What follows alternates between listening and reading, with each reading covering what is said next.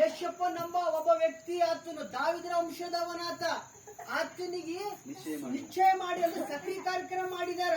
ಅಂದ್ರೆ ಅವರು ಕೂಡುವುದಕ್ಕೆ ಮುಂಚೆ, ಅಂದ್ರೆ ಅವರು ಸೇರುವುದಕ್ಕೆ ಮುಂಚೆ ಒಂದು ಗಂಡ ಹೆಂಡತಿ ಸೇರಿದ್ರೆ ಮಾತ್ರ ಮಗು ಹುಟ್ಲಕ್ ಸಾಧ್ಯತೆ ಲೋಕದ ಆಳ್ವಿಕೆ ಪ್ರಕಾರ. ಇಲ್ಲಂದ್ರ ಹುಟ್ಲಕ್ಕ ಸಾಧ್ಯನೇ ಇಲ್ಲ.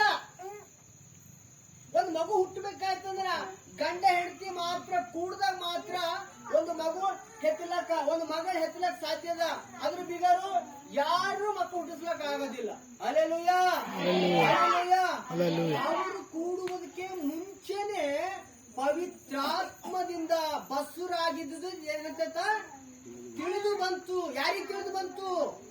Alleluia, alleluia. ಯಾರಿಗೆ ತಿಳಿದು ಬಂತು? ಮೊದಲು ಯಾರಿಗೆ ತಿಳಿದು ಬಂತು? ಕುಲದ ಯಾರಿಗೆ ಸಕ್ರಿ ಕಾರ್ಯಕ್ರಮ ಹಾಕಿದ ಯಾರು ಆ ಹೆಣ್ಮಗಳಿಗೆ ಮಾಡ್ಕೋಬೇಕಂದಿದ್ದಾನ ಆತನಿಗೆ ಗಂಡನಿಗೆ ತಿಳಿದು ಬಂತು. ಯಾಕಂದ್ರೆ ಈಗ ಸಕ್ರಿ ಕಾರ್ಯಕ್ರಮ ಆದ್ಮೇಲೆ ತನ್ನ ಹೆಂಡತಿ ಮೇಲೆ ಕಣ್ಣಿಡ್ತಾನ. ಅಲ್ಲೆಲೂಯ, ಇರ್ತಾನೆ ಇಲ್ರಿ? ಅದಕ್ಕಿಂತ ಮುಂಚೆ ಅವ್ರು ಹೇಗಿದ್ರು ಅದು ಗೊತ್ತಿಲ್ಲ.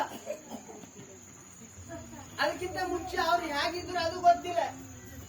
ಕೇಳ್ರಮ್ಮ ಕೇಳ್ರಿ. ಆಮೇಲೆ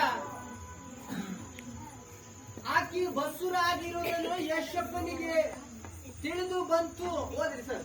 ಆದರೆ ಆಕೆಯ ಗಂಡನಾದ ಯಶಪ್ಪನು ಸಜ್ಜನನಾಗಿದ್ದು ಆಕೆಯನ್ನು ಬಯಲಿಗೆ ತರುವುದಕ್ಕೆ ಮನಸ್ಸಿಲ್ಲದೆ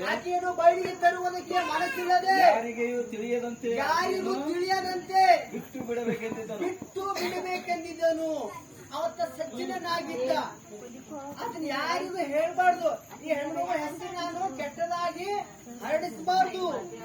ಸಜ್ಜನ ಅಂದ್ರೆ ಏನೊಂದು ಒಂದು ಒಳ್ಳೆ ಸೂಚನೆ ಅಲ್ಲ. ಬಹಳ ಯಾಕೋ ಕಲಿಬಿಡಿ.